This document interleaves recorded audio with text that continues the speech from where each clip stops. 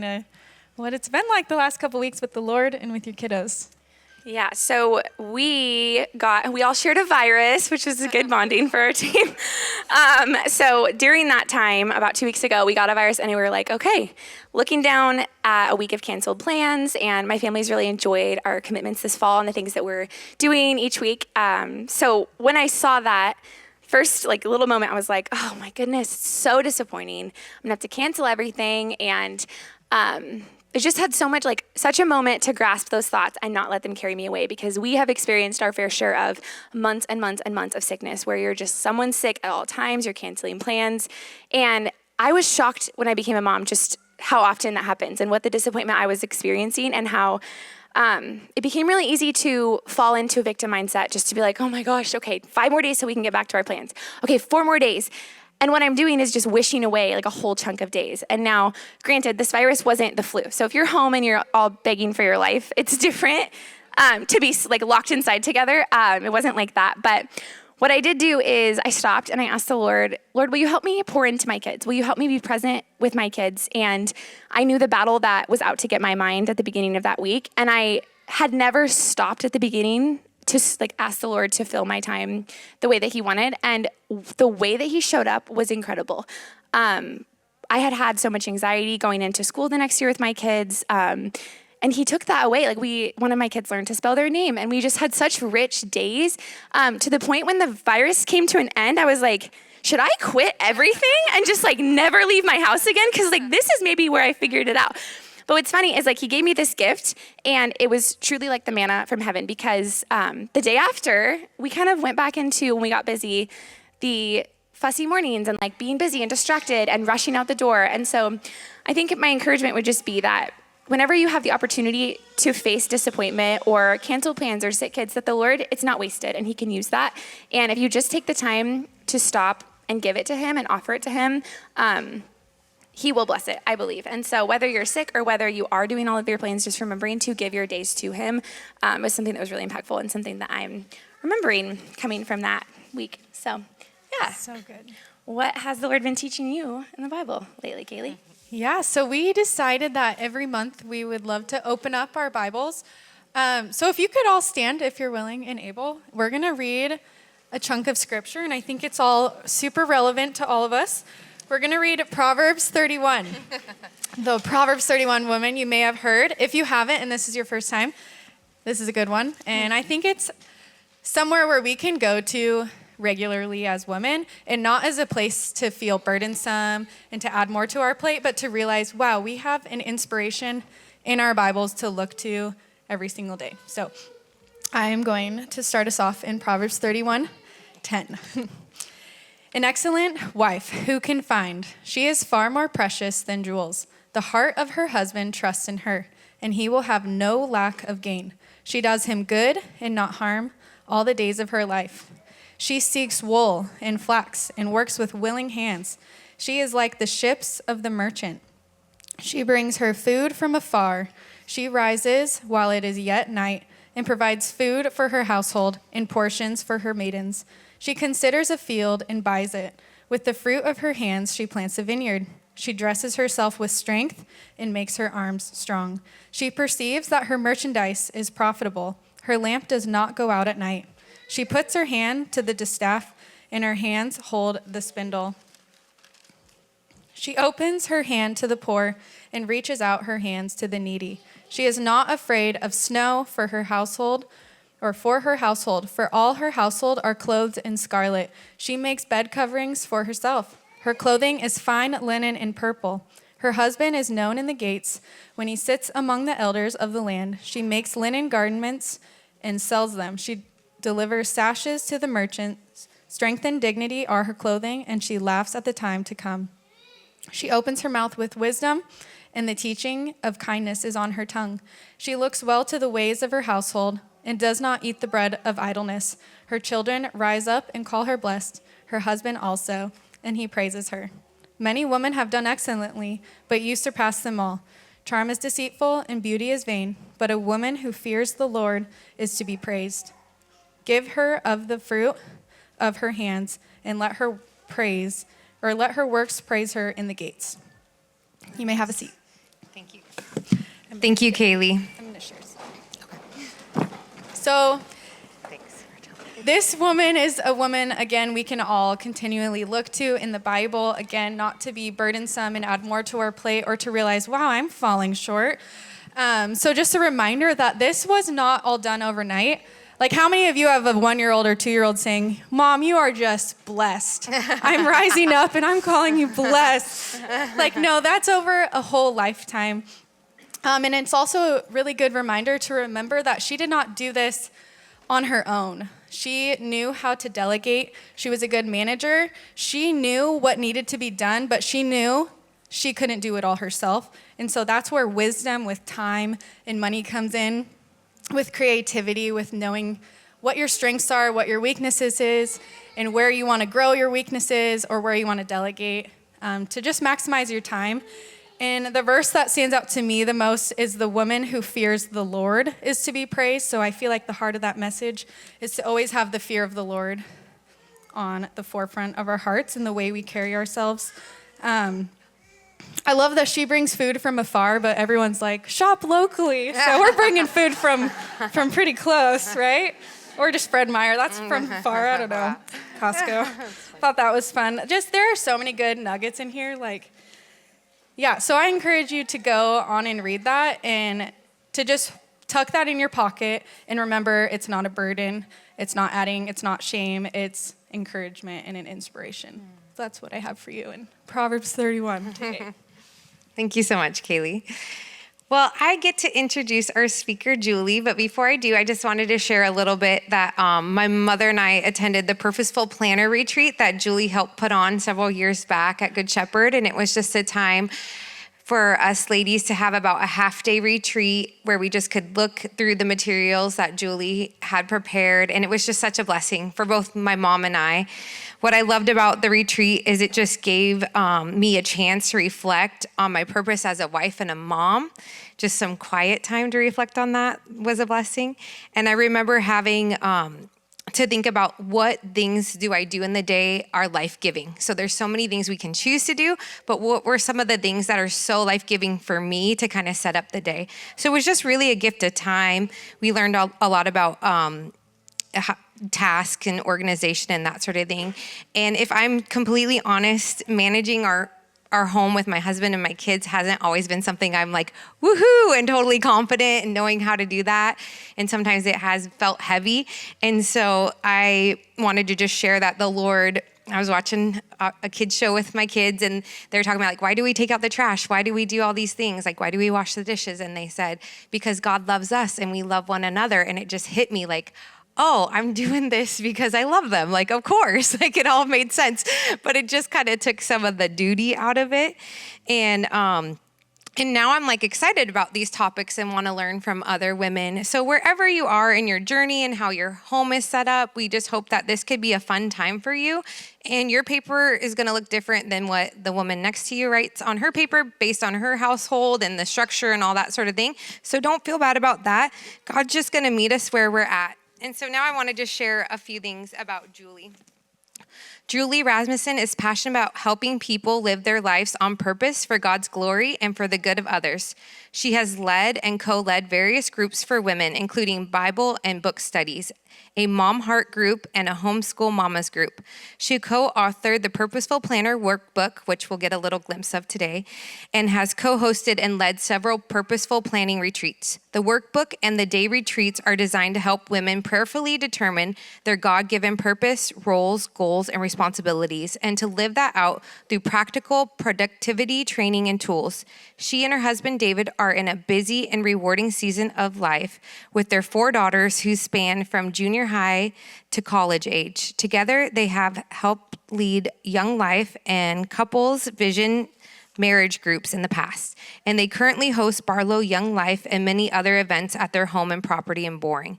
Julie attended George Fox University, where she earned her degree in fashion, merchandising, interior design, and she occasionally takes on home staging and design projects for individuals, ministries, and businesses. She enjoys life with her family, managing her home, interior design, event planning and decor, making jewelry and other crafts, experiencing nature, and traveling near and far. Would you guys please help me welcome Julie?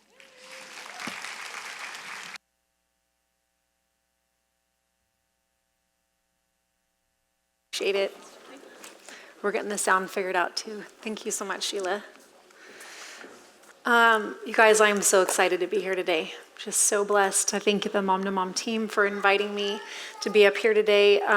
When Perry reached out to me this summer, I was completely shocked. I'm not a public speaker, but I love this topic. I'm passionate about this and just so thankful to be able to share with you guys. I just want to honor the Mom to Mom team and the women's ministry here. Can somebody remind me, Perry, or someone, how many years has Mom to Mom been going now? 30 years. Yeah. So I just think that's an incredible legacy that you have had here, that this church has had in just pouring into and encouraging young moms. As I'm going to be sharing about, you guys are so hugely important in this world and for the future. And man, what a worthwhile thing to do. And I appreciate that. And it means so much to me today that you guys would ask me to come speak. So I'm going to pick up my little clicker here. So the first slide that I have, I have to point it this way. Probably at the right. So this is my family in 2017. That's actually the last time, kind of around then, was when I was a part of Mom to Mom as a younger-ish mom. My younger daughter was probably 5 or 6. And at that time, this picture at least, my oldest daughter, Laylee, was 12. You can see she's standing on her tippy toes to try to be as tall as me. She always did that. Now she's way taller than me. My daughter, Tyrion, is now a senior. And I mentioned my daughter, Laylee, will turn 20 tomorrow. My daughter, Tyrion, will be 18 in a few weeks. She's a senior. My kids are at Damascus Christian School. My third born, Emmeline, who is just kind of always smiling, very smiley person. She was about 7, I think, in that picture. And then my youngest daughter, Carol, was 4. And then this is our family today. A lot has changed. They've grown up. Many of them are taller than me. It's pretty wild. So as I mentioned, Lily's going to turn 12. She's in her second year of college at George Fox University in Newburgh. Tyrion's a senior. Emmeline is now a freshman. She's 15. And Cariel, my baby, is 12, and she's almost as tall as me, and she likes to also do that all the time. That's us in a recent trip to Hawaii for our 25th wedding anniversary. So fun times. This is just another picture to show the height comparisons a little bit better of how tall they are. That was on that same trip. It was really fun. My older girls think it's funny to call me their little mommy. I always thought that I would probably have kids that were taller than me. I didn't know that I would girls that would be so much significantly taller than me, but it's fun. They all play sports and do music. So there's a quote that my Aunt Michelle shared with me years ago. And it's probably, of all the quotes I know of, it's probably the most true that kind of just hits. And says the days are long, but the years are short. And it's so true. Time is such a crazy paradox, right? It's this thing that you can measure it, but it can trick you. It can seem fast or it can seem slow. You know, when you have little ones, you have babies and toddlers, one day can feel like a week. And you cannot wait, like you are sad to leave your pillow in the morning, right? And you are like, bye, pillow. Like you can't wait to get back to it in the night because you're so tired. And I remember thinking to myself and just wishing, I wish I could just fast forward time. I'm going to start my time timer here so I can remember how much time just thinking like, if I can just get to the next stage of when they're sleeping through the night, or I can just get done with this stage of this toddler who will not eat their food, then I'll be happier. Then life will be easier. And I'm just still saying that. I'm a 20-year-old, like it's all challenging, and it's crazy to me how how fast it goes. The years are so short. They seem that way now to me. I can't believe that my daughter is almost 20, and yet when I look at her, I picture her, I still think in my mind that she should be about 7, And it's so crazy with kids, you get to love like many versions of them, right, within the same person. You have at least 18 versions of them, but there's probably even more, because like a newborn is very different from your 6-month-old, and your 6-month-old is super different from your 18-month-old, and it's just this really, really sweet time. And as I'll share, the position that you're in as a mom is incredible, to have that front row seat to these kiddos. They probably in their life, in their growing up years, will spend more time with you potentially than just about anyone else. And that's such a gift. And it's awesome to think of ways that we can really enjoy that and savor that. So if you can get out one of the just blank pieces of paper there, if you want, just to write down a couple answers to a couple questions. Picture your life 7 years from now. What will be different? Like, what will the ages of your child or your children be? How old will you be? How old will your husband be? What will be different? Will there be job changes? Will there be school changes, moves? It's just fun to kind of consider that. There can be a lot that happens in that amount of time. And then second, and you can just kind of be thinking about this too as I'm continuing to talk in a minute, will living on purpose matter? What difference would it make if you chose to live with no plan or to live on purpose? So kind of my backstory and why this matters to me. This is just a random picture that I found in my phone. It doesn't even have all my kids in it, sorry. But this was us, I think, at Tollgate. Yeah, I think maybe Tollgate, just enjoying a big, huge slice of pie or cake. But to share just a little bit more about kind of my journey, I can't really think of very many stages of my motherhood that have ever really been easy. I think it's all been really wonderful and really challenging. When I was pregnant, I had horrible morning sickness. Threw up so much throughout the day that I had broken blood vessels all over the side of my face. I lost weight. I would say almost, I don't know if there's such a thing as prepartum depression, but I felt so isolated and alone, just feeling so sick and like I couldn't go anywhere. So it was challenging. My birth with my first daughter, my labor and delivery with her was really, really challenging for a ton of different reasons. I ended up pushing for 3 hours. That wasn't so much fun. My tailbone got injured during birth, and they never could figure out what exactly it was, but I had to sit on a little donut pillow for 5 months, and so many things about that were crazy. I ended up having gallbladder attacks when my daughter was about 3 months old and had to have surgery. I had double hernias. I've had all kinds of other health problems along the way. And it's really been a lot of opportunity to rely on the Lord, to rely on others. There's, as many of you might also experience, there can be just challenges with raising kids, especially if you have some strong-willed kids. There can be marriage struggles, church struggles, relationship struggles with your family of origin. And it's crazy because when we got married, and I was a new bride, I just thought, like, we're going to get married and we're going to just find a cute little house and we're going to have really great kids and we're going to settle down in like this straight path. And it's been a very varied path. We moved, I think we had to move houses 12 times in the first 16 years of marriage, which was a lot. I got really good. I'm really good at moving now. If anybody needs help with moving, I have a system. But I'm sure it's easy when you walk into a room, especially a room of women, and think, wow, that person over there looks really put together. They must not have that many struggles. She has her hair and her makeup done. Like, what's wrong with me that I can't get to that? Why didn't I shower this week? I don't know.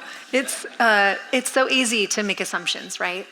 But I'm sure that if I were to sit down with each of you individually at coffee, that you would be able to share your story and your ups and downs and your struggles. And so I encourage you as you come to mom this year, just to know that everybody in here is in it they're in the thick of it. They have journeys, they have trials and triumphs, and we can all glean so much from each other. So lean into that. A little bit about my how I came to know the Lord. So I went to Barlow. Was kind of in different crowds, but definitely in the party crowd, and went to U of O, was in a sorority there. And it's a long story. I'd love to tell you at another time, but through crazy circumstances and through actually somebody else's kind of testimony and the way that they had been living their life, I found out about Jesus, or I understood him more at a deeper level. And also for myself, I kind of hit rock bottom in the lifestyle that I was living. And so I gave my life to the Lord at the end of my freshman year of college, and God just did an amazing thing and completely turned it around. So I can remember the moment the day after I gave my life to the Lord, just walking on campus. And I realized that I didn't even know before what hope was, and that I had no idea what peace was until that moment. It was incredible. It took me a while to work through and heal through some of the really hard stuff that I had done, that others had done to me before that. But I'm so thankful that the Lord saved me, that he reached out to me. I believe in God because of how he changed me and how I see others changing him. And I'm so thankful for that. So one thing I wanted to share is that a lot of the hard stuff that we go through, it also serves as a purpose of preparing us for the future. In that, for example, my husband and I, our first 2 years of marriage were really challenging. It was really hard. I was like, who are you? And I think he was thinking the same thing, because it's just, I don't know, it was really hard, a lot of circumstances surrounding that. But I remember at the time I was thinking, God, why would you let this happen? Like, marriage is supposed to be super awesome, and this is supposed to fulfill me, and so what are we doing here? And we moved back from where we were living in Washington, and when we got home, some friends were like, so tell us, like, what would you guys do? You know, what were you doing? Because we basically were spending a year just working on our marriage. And through that, we had people ask us, well, can you like share that with us too? Because our marriages are all so hard. And so what I learned is that often the trials that you go through become the ministry that you're going to have. There's a quote that I heard that says, your pain becomes your platform. And I think that's so, so, so true. Another quote that I said, you know, your life can become a bridge over which another victim may walk from death to life. And, you know, the girls, after we got married, we were doing Young Life, and the girls that I was able to connect with were the girls that had been like me, that had been in the same lifestyle as myself and had been struggling. And then we've been able to do marriage ministry, not because we had a perfect marriage, but because we had a hard marriage. And so just remember that when you're going through hard times, that in so many ways, God is using it to prepare you for future purposes that he has. So I am a second-born middle child, which makes a lot of sense when you get to know me. Go middle children. I am not a leader by nature. I don't love to be up front. I think this is hilarious right now. But what I found was that with mothering, my journey, it was just so hard, and I felt like, where are my people at? Like, who can I learn from? I don't know what I'm doing. This is so hard. There's not a lot of training with motherhood, right? Some of you have moms that trained you, and you learn and you glean so much from them. Some of you didn't. Myself, for example, my mom was an amazing mom, and cooked and cleaned and provided and had the late night talks and did all the things with me. But I think I was just kind of spaced out and not really paying attention. I just was like benefiting from it, but not really learning from it. She's over here in the back. Hi, Mom. Thanks, Mom, for everything. But I just really had this need, like, I need other women around me to grow with, to learn with, to support. And I waited for a while for like somebody to do some things, and then I realized, I guess it's me. Like, I guess I'll just start doing some stuff. So I did some book studies. I had some moms groups at my house. I was homeschooling at the time, so we did like some homeschool moms monthly meetups, which are so much fun. I eventually did some mom heart groups through with an author named Sally Clarkson. And then it led into myself and another mom kind of locking arms and doing what was these planning retreats. So a friend and I, Christy Gillum, she's maybe just a couple of few years older than me, kids a little bit older, and I was so nervous about doing any of this stuff, and she just encouraged me. She's like, you got this, you can totally do it, which was so encouraging to me, especially to have someone a little bit older just believe in me. And so we did a lot of those moms groups together, but then we started to do these purposeful planning retreats. So that just shows some of the Facebook posts and things like that. But we met the first 3 of them at my house and property. We kind of spread out all over the property.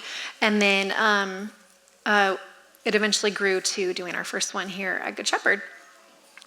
And we were asked by the current leaders at the time, which was Colette Hoekstra and Jen Eisenzimmer, still friends, to lead a planning retreat here. And we had over 100 women here. I think it was in the upstairs room for a day retreat. And man, it was awesome. I can share so much more about that. And I will as we go along, I suppose. So what we're doing, this just shows some more pictures of the retreat here at Good Shepherd with the notebooks and the tables and women in that room. I think that's Christy in that picture upstairs speaking. So today we're doing basically what I would consider like a purposeful planning mini retreat. What is purposeful planning and living? There's a lot, we could all have different definitions, but to me, it's just not living on accident, living on purpose, making a plan for your days, deciding where your time will go instead of time just happening to you. So we're gonna have a Q&A time at the end. And if I remember right, there might even be, is there a number that they can text? So we'll get that to you guys. So you can text your questions. Oh, good, it's at your table. So as you go along, if you think of questions, text them to that number, and then in the Q&A time, we'll answer some of those. So this first section is just prepare. And that's kind of a longer part within the retreat, but right now I'm just gonna pray. Lord, I thank you so much for today. God, you are so good. You love us. You care for us. You knitted us together in our mother's womb. And I just know that you have good things in store for each of these women. Lord, I pray that you would guide our minds and our hearts, that you would start to give women more vision for what you have for their days, for their years, for their lifetime. But even just specifically like for this week, what would you have them do? Lord, I pray that you would direct my words, that they would be used for your glory. And again, God, we just thank you, and we thank you for the precious children that you've entrusted to us. Amen. I'm gonna skip those. So this is just, I don't know, it's a messy closet. I do love home organization, although I struggle to actually keep my house clean, which is kind of a funny paradox.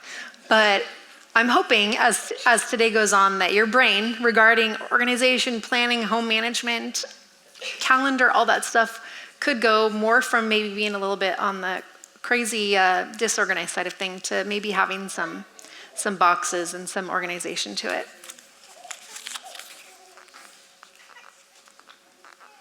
There we go.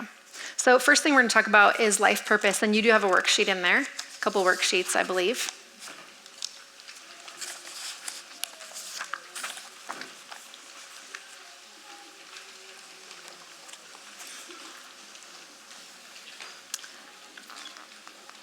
And I pray that you can understand your power and your purpose as a mom.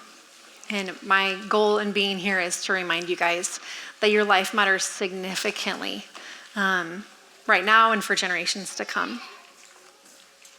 It's crazy when you think about all the things that we put our hands to throughout the week.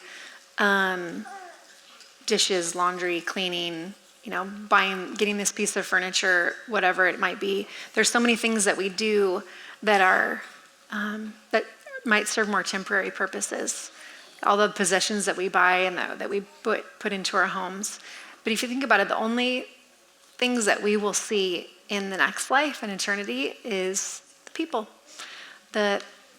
especially our children. That is a project worth your investment, pouring into their precious lives. So seeing it from a standpoint from legacy, as I mentioned before, you have a deeper and wider influence over the lives of your children than just about anybody else, and to really recognize that and lean into that. Squirrel. I love this. Does this make you guys think of the movie Up and the dog, Doug? Squirrel. How many of you guys feel like this? Like maybe a couple times a day? I feel like this like all the time. I've never been tested, but I have a hunch that if I were to be tested, I probably have ADHD of some kind. I think I don't have the hyper kind because I'm not super hyper, but I think I have more of the inattentive kind, like cannot focus. Like I walk around like this a lot, like what's next? What do I do? Or I am like squirrel, where I can't focus on anything and my mind is jumping around to a lot of different things. So if planning, managing a calendar, managing a task list, keeping your bills paid, keeping your house clean, if that is a struggle for you, you're not alone. Like, I'm sure that many women in here are struggling with that. It's just not, we're not taught very many of these skills, like I said before, and school certainly doesn't do it. I think the extent of my adulting training came in 8th grade when we balanced a checkbook for like a month. That's about it. That's about all I got. So I also became passionate about learning about these things and about motherhood because, you know, you look at all the different industries out there, there's professional organizations, there's training for electricians, there's conferences for business people, there's all these different things, there's professional organizations that you can belong to, have support from networking groups and all these different jobs that you might have, and many of you have jobs that you're working outside of the home, that you have coworkers, that you have other people, and that you're receiving training in. But there's not training, not so much for being a mom. And so I was like, well, there should be some, and there's so much that we can do and that we can glean from each other because we want to do it well. I remember I got this book forever ago. I love this picture on the back. The author has short hair and a turtleneck, so I think it's from a little while ago. But it's called Professionalizing Motherhood. The whole family actually has matching turtlenecks on. But I loved it because she kind of really changed the way that I view motherhood. Like, this is a job, not in like a sense of like it's a chore, but like this is a worthy endeavor of your time. Even if it's not paid, it's incredibly important, and I've really appreciated that. So a couple of verses that I have, there's a couple other, I'm gonna read it here because I can't see it over there. From God's word. It says, the wise woman builds her house. Proverbs 14:1. Proverbs 29:18, where there is no vision, the people perish. Jonathan Edwards, who is a founding church father, said a life well lived doesn't just happen, it requires intentionality. Jesus in Mark 12 said, love the Lord with all your heart and love your neighbor as yourself. I paraphrased it a little. Ephesians 2:10 says, for we are God's workmanship created in Christ Jesus for good works, which God prepared beforehand that we should walk in them.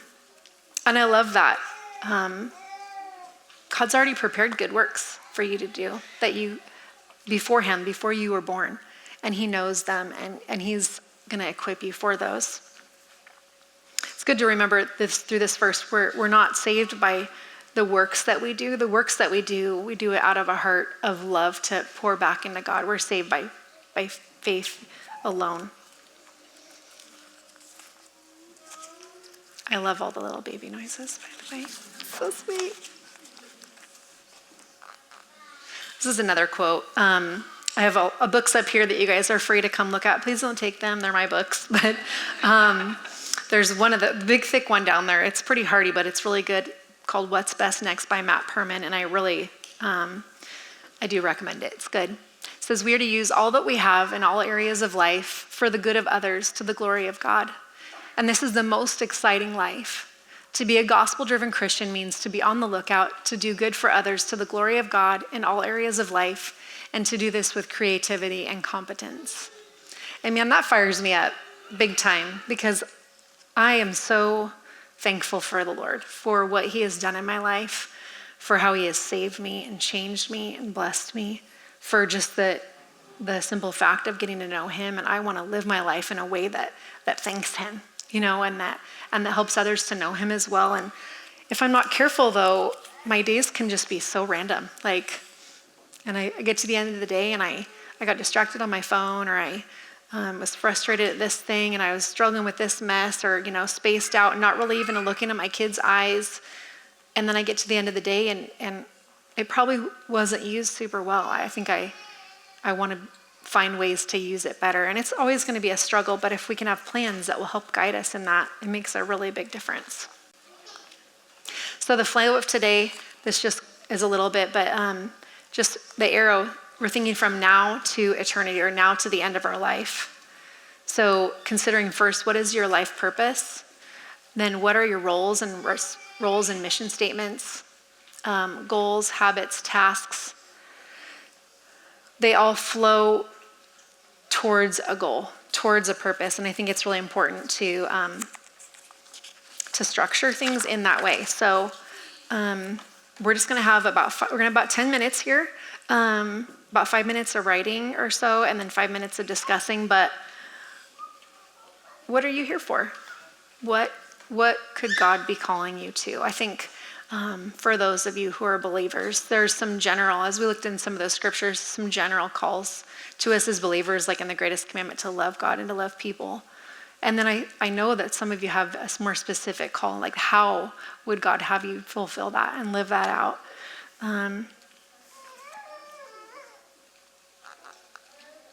This is do you like my amazing graphic skills? This is actually a picture that we took of Mount Hood from an airplane, which I thought was really pretty. But this is just to show, again, that model of what you're doing today and the habits that you're building, the goals that you're shooting for, and the roles that you're shooting for. If it can all focus towards your life purpose, then you can be living out that more holistic, pointed life. And this just shows the different spheres of life or the different areas of personal, family, home, community, work, and money. So give you a little bit of time now. What is your life purpose? You have a page there that directs you in that guides you in that, kind of some phrasing. I recommend to keep it pretty short. Even one sentence is awesome. Doesn't need to be super long. And there's a page of purpose verses from the Bible that can maybe give you some inspiration in that too. Have fun. Did you guys get some starts of some purpose statements out? It would be really fun, actually, if any of you want to go ahead and text to that number what you got so far. Like, what is your purpose statement? We would love to hear some of those. Start my little timer again. This is a time timer. Great for kids. It just shows you the amount of time that you have left. Don't need that.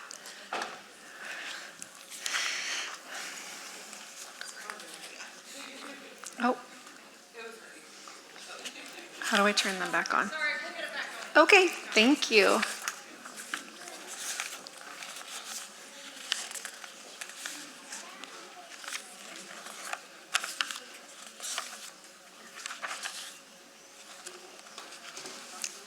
She does that, I'm gonna get my pages fixed because I got them all switched around.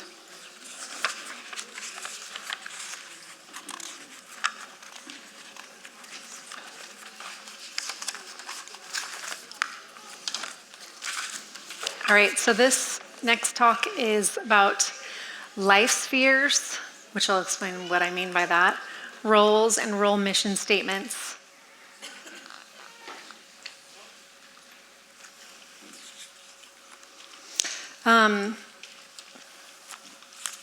Wait, one moment.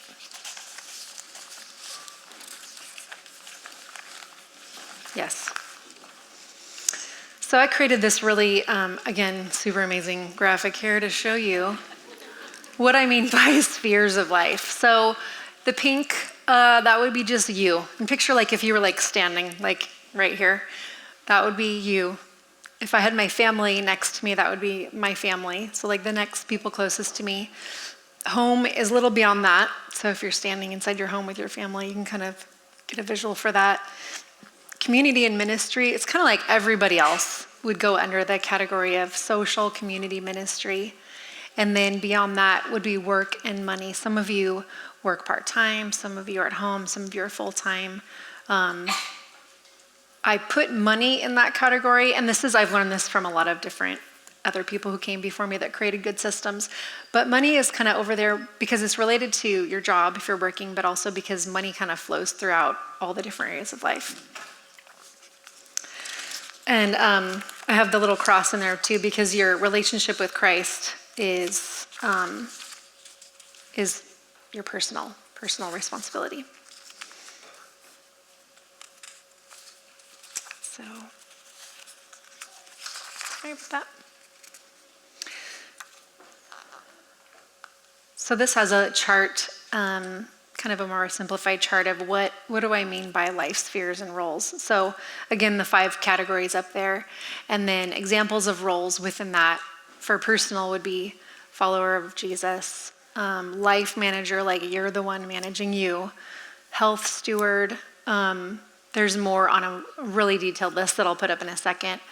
Family, wife, mom, maybe family coordinator, maybe family meals coordinator, and you can see the other ones as well. I don't need to read them. So you can kind of think of things in terms of that.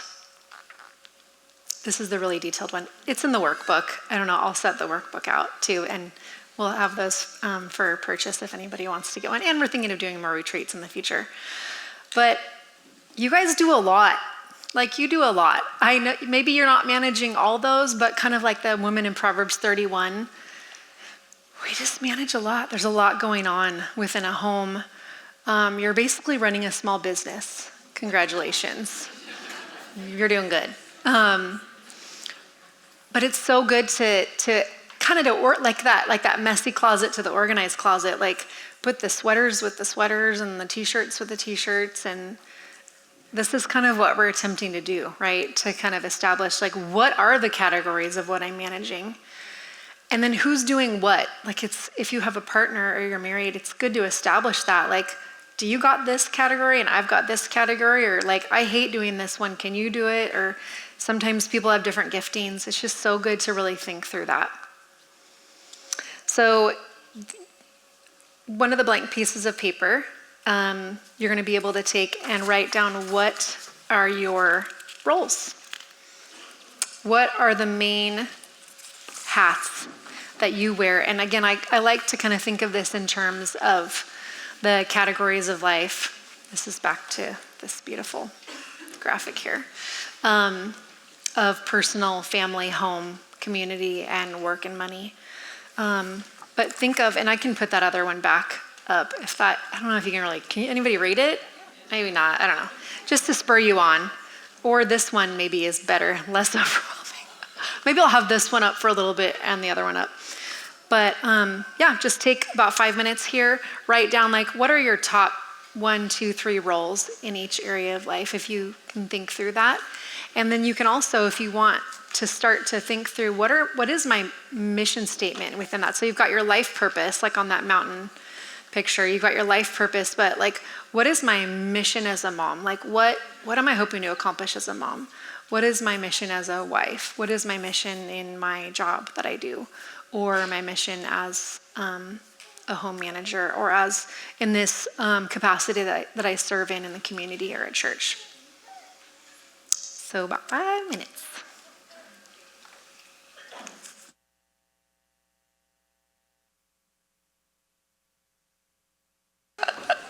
That was really funny. I think my time timer might be busted. We'll figure that out. Can you? You want me to say it? How long do you want? Yeah. That was really amazing. How many minutes do you want? Just 5. Women are strong. We're strong. We can go through a lot. I've birthed children. I'm fine. Okay. As long as this is still working. Productivity.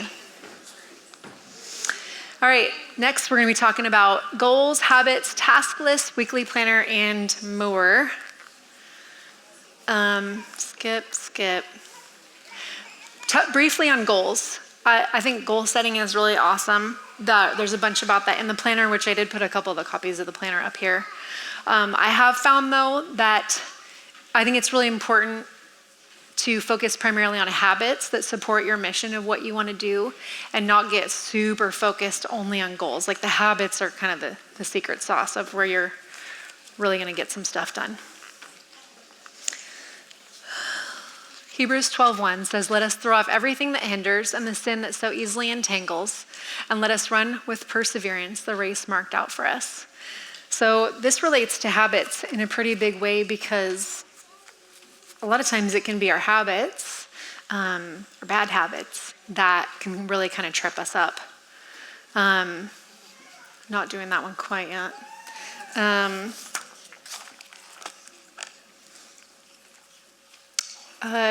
One thing that I've realized with planning, because it's so hard in the moment sometimes to make the right decision about what to do, right? So I like to think of planning as you taking some time with your mental state, maybe in a state of clarity, and through prayer, making a plan to tell your future self what to do. Like you're just making a plan for like future you, like an hour from now, a week from now, what to do. Then in the moment, you're not always having to think like, what do I do next? What do I do next? You have a guide. You have a kind of a map of what to do. Because future you might be tired or cranky or unmotivated or sick and probably not the best decision maker in that moment. But you right now, or you in that time of planning, can just be really helpful. So I think, this one. So one thing to do, and you can even write this, you have a habits page in there that you're going to be writing on in a minute, but on the back of the habits page, you can even write some of the say no tos, or the anti-goals, the anti-habits. But real quick, to go into a little bit of it, say no to uncontrolled scrolling on social media, so I can say yes to times of connecting or rest or refreshment. Say no to binging shows, so I can say yes to consuming fulfilling content.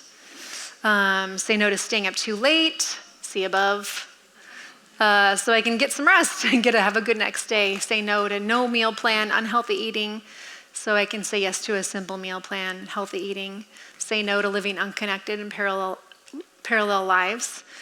Say yes to living a connected life with God and others. So I have a unique experience, and it's totally going to date me, but that's okay. I'm going to just fall up the stairs. So I had a unique experience between my second and third child that I want to share with you. So my first daughter was born in 2005, my second in 2007, my third in 2010, and my fourth in 2013. And there was a really pretty major technological advancement that came out in 2006. Can anybody guess what that might be?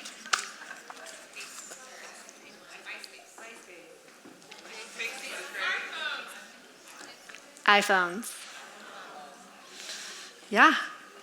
2006, that's when they came out. So, and I didn't get right away, so I probably got one like after my second daughter was born, and there was just a really big difference. I'll just speak to just like from my own experience of what life looked like, what my motherhood looked like from pre-iPhone to post-iPhone. And I have a memory of, I think I was nursing my third born daughter, sweet little girl. And I was also, I was holding her here, and I had my phone over here, right? I'll pick up the phone. And I'm just scrolling, and I'm probably like frantically like trying to pay bills or, do social media or whatever apps we actually had, in 2007.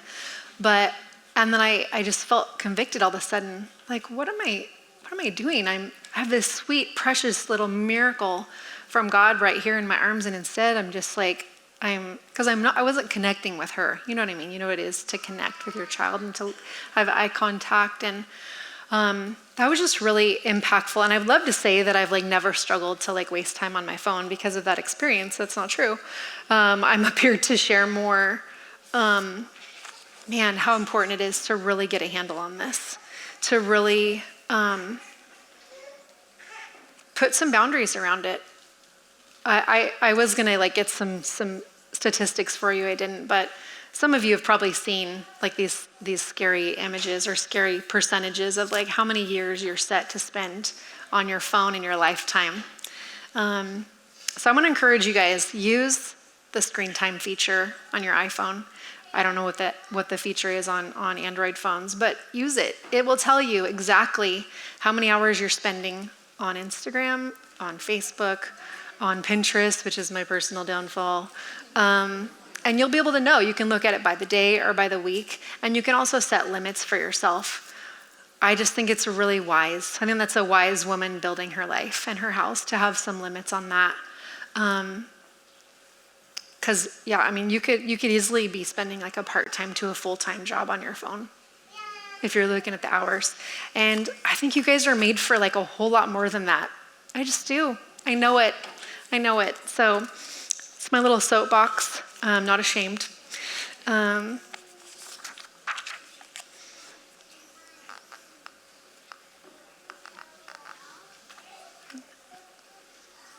Okay, well, this was just my picture kind of just showing, just really be mindful, really be thoughtful. You tell your time where to go. You choose how much time you're going to spend on your phone. Don't let your phone or your lack of self-control dictate that for you. 2 Timothy 1:7 says, "For God did not give us a spirit of fear, but of power, of love, and of self-control." Some versions say self-discipline, some versions say a sound mind, but God has already given you that. He has that ability already within you through his Holy Spirit, and so I encourage you guys to tap into that.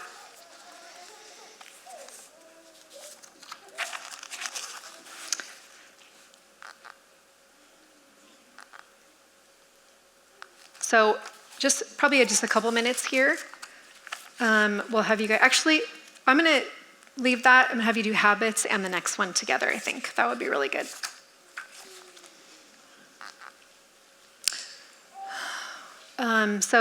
This is the 10 healthy habits. I'll come back to this. What's after this? No, I will give you 5 minutes. 5 minutes on this, sorry. I've got a lot of notes up here. This is just to kind of get you started, like in different areas of life. And I'll leave this up there. What are the habits? What are the like kind of practices that I can put into my life that will help me to succeed in these different areas? All right.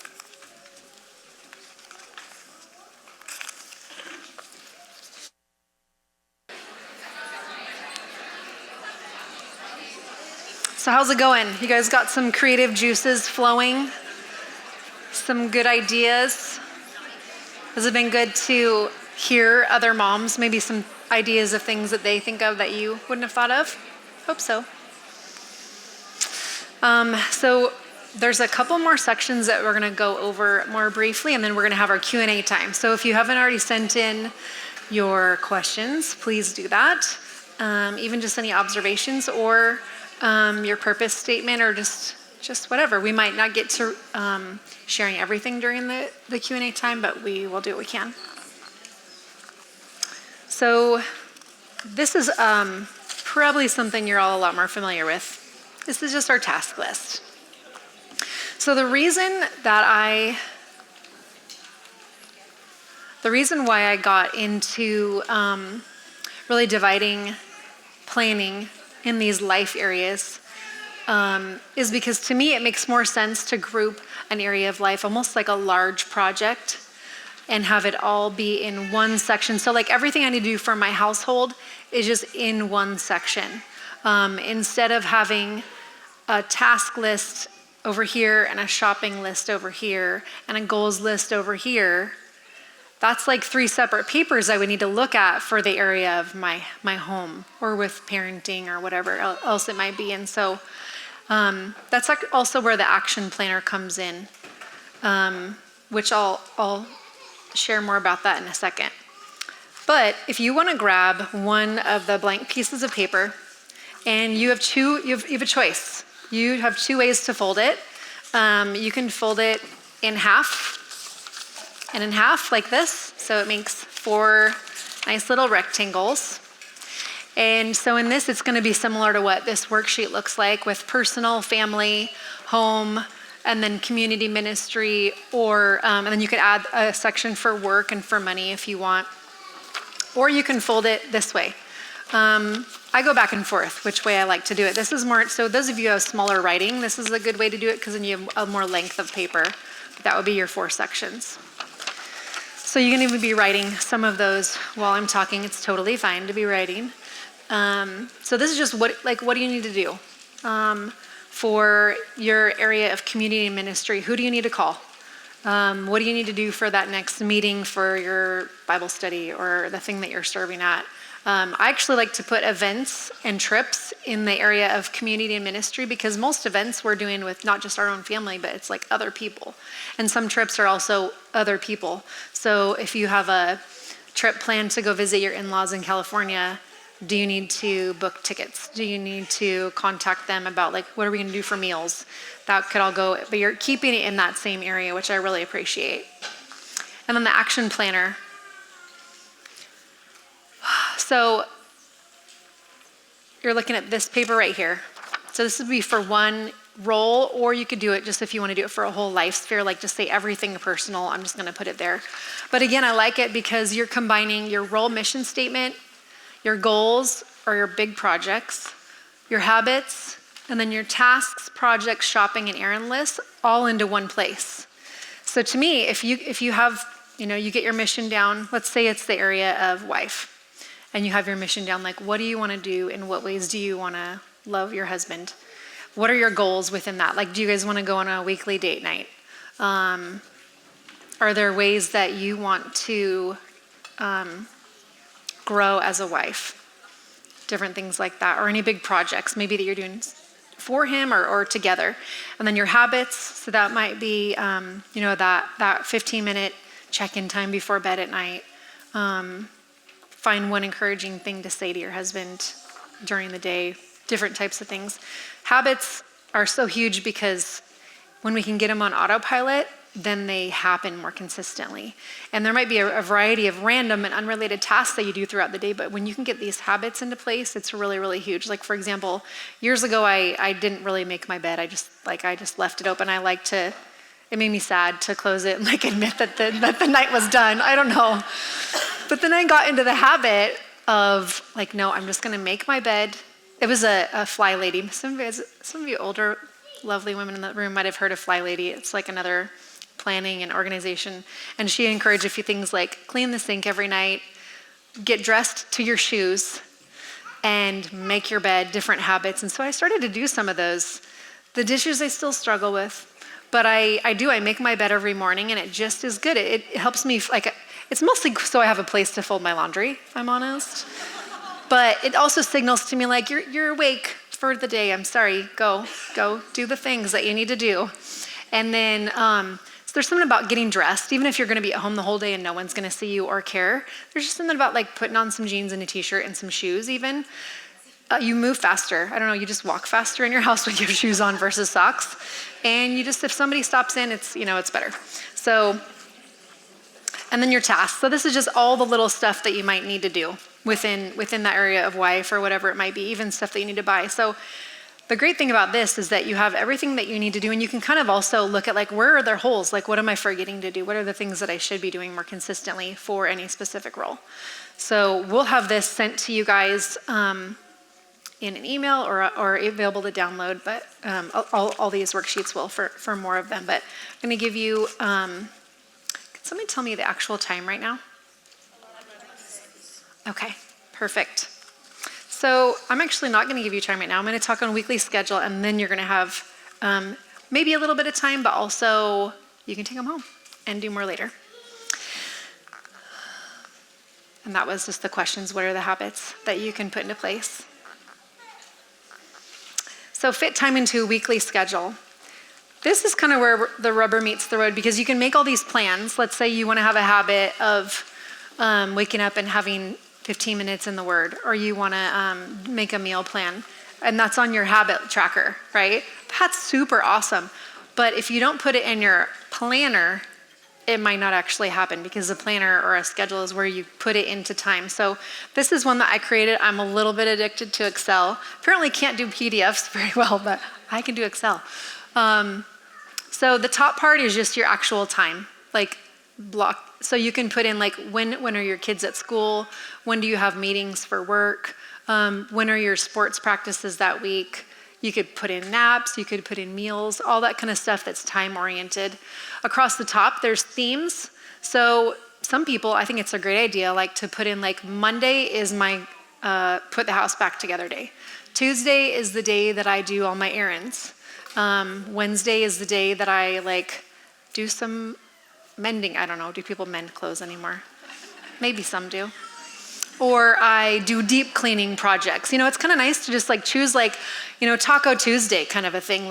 This day of the week is what I use it for, and just put it on autopilot. Don't reinvent the wheel every week, just make a plan. So it'd be great if you even made your sample week or your ideal week and just have that up, and then you kind of base every other week off that so you're not reinventing the wheel every week. You can also, from Google Calendar, print off your week, actually, from your computer, probably from your phone too. And so I can just print literally what's on my Google Calendar onto a piece of paper and then just write on that, so I don't have to rewrite everything all the time. So the bottom part, you can't see the lines very well on this one, but the bottom part is where you can write in your plan for certain habits. So on mine, I have the top one is, what am I gonna do in my Bible that week? Maybe I'm gonna read Psalm 1 on Monday, Psalm 2 on Tuesday, whatever. But you're planning it out, so you already have a plan. So when you wake up tired and you're like, what do I do? Instead of just flipping to a random spot in the middle, you have a plan of what you're gonna do, or you do your Bible study. You could have one section for breakfast, lunch, dinner, so this can actually be your meal planner. Plan out what you're gonna do, but then you can always come back and write down what you actually ended up doing, like leftovers again. This could be where you put your workout plan, like what you want to do for working out this week. Any other things where you want to have a plan in place for some of these daily activities. I just think it's really, really huge. So then when you wake up in the morning, your schedule using some of these other tools and this weekly planner, you've already told your future self, again, what are we doing today? Oh, this is what we're doing today. It's already there. So super, super, super helpful.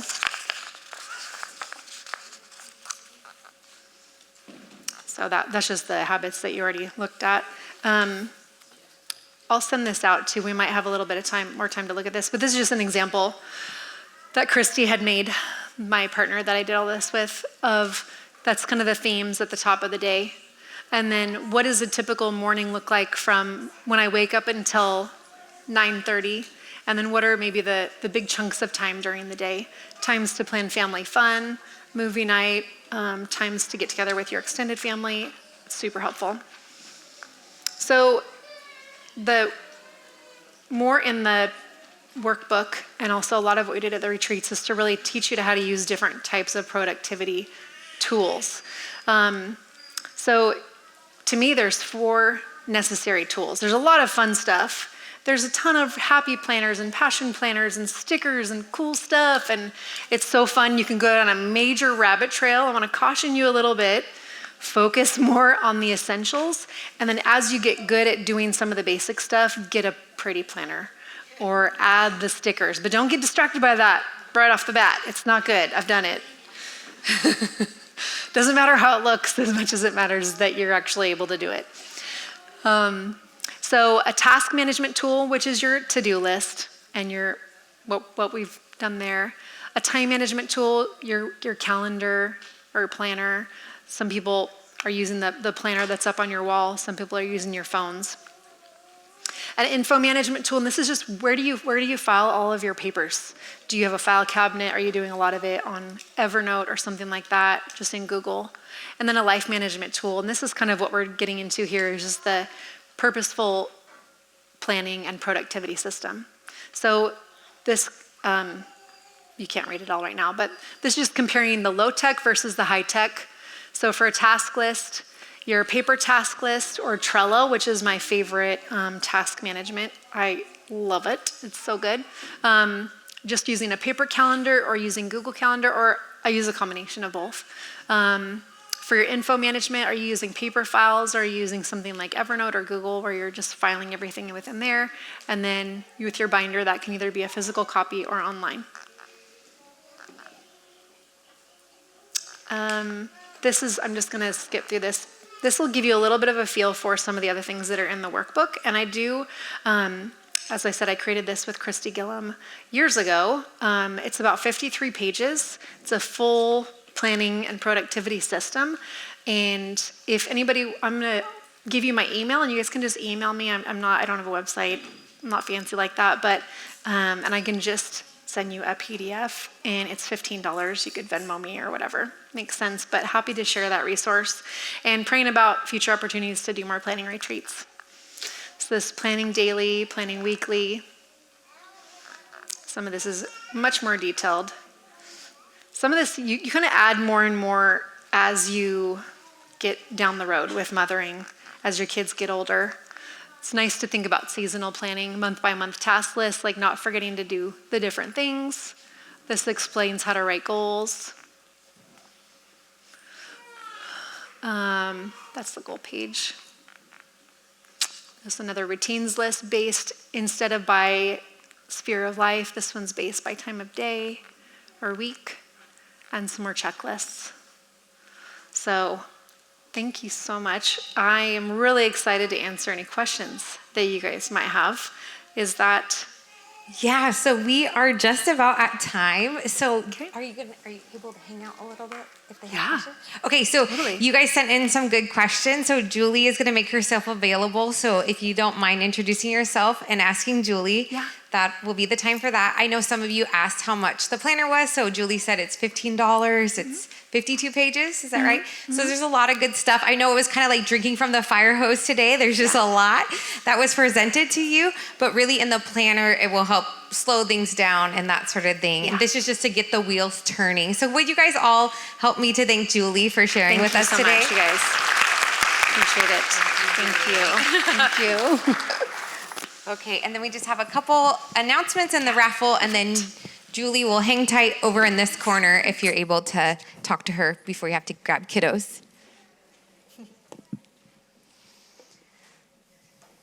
Okay, Allison's gonna draw our raffle winners. So everyone, hello, grab your raffle tickets. Is this one? Okay.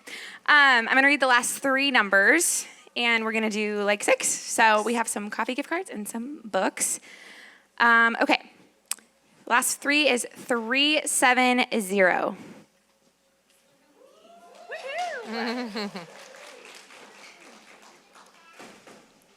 Okay, 326. 326. It's always the person who leaves early. Going once. Okay, we'll loop back. 329. Yay! Okay. 334. Oh, yay! Okay. 330. Yay! Okay, 338. Okay, did 326 come back? Anybody? 326. I just see. Yay! Perfect. Yeah. It's great. Sweet. So make sure you get here by 9:30 to get a raffle ticket, and we'll do this every single month. Okay, a couple announcements. We have our Fall Fest the last Sunday of this month, which is the 26th from 4 to 6 p.m. We are accepting and asking for candy donations, pre-packed candy dropped off every weekend in the kids' ministry area. And then the Harvest Moon Bazaar, which is a super good time. It's a good time to buy Christmas gifts and support local small businesses. That is Thursday through Sunday, the 20th through 22nd. And there is a whole Facebook event with more details because the times vary. So you don't want to miss that. Yeah, and next month is our November speaker, and it's Tom and Rocky Suter.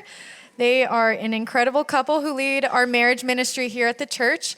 We were so bummed last year. We had, I think, a snow cancellation for February. And so we're just so excited to have them back. And they are so lovely.